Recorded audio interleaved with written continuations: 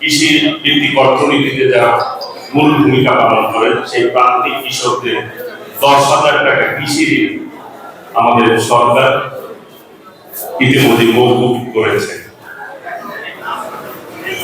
আগামী দিনে আমাদের যে নির্বাচনী প্রতিশ্রুতি ছিল সেই প্রতিশ্রুতি অনুযায়ী আমরা আমাদের জায়গা থেকে কিন্তু কাজ করে যাচ্ছি। ফ্যামিলি কার্ডের ব্যাপারে আমরা ইতিমধ্যেই আমাদের সরকার সিদ্ধান্ত নিয়েছে, কাজ করে যাচ্ছে।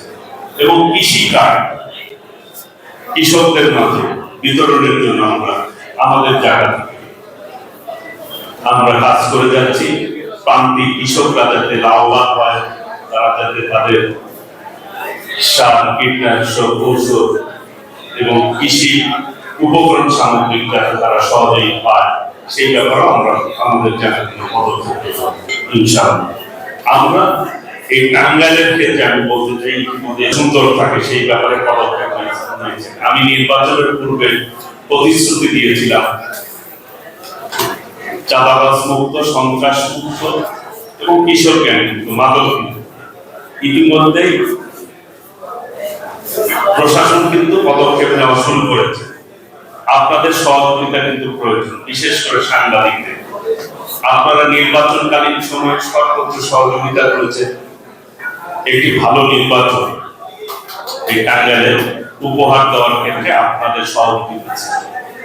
এখানে প্রশাসনের দুজন যারা ব্যক্তি রয়েছে, ডিসি সাহেব এবং এসপি সাহেব, তাদের নেতৃত্বে টাঙ্গাইলের মানুষ একটি একদম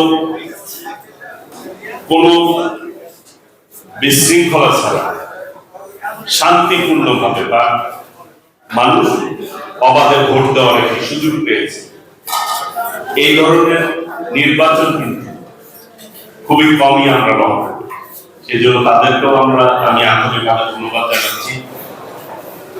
এবং আপনাদের লিখনের মাধ্যমে এই সমাজটা যাতে আমরা ঠিক করতে যে উদ্যোগ নিয়েছি সেই ব্যাপারে আমরা সহযোগিতা চাই।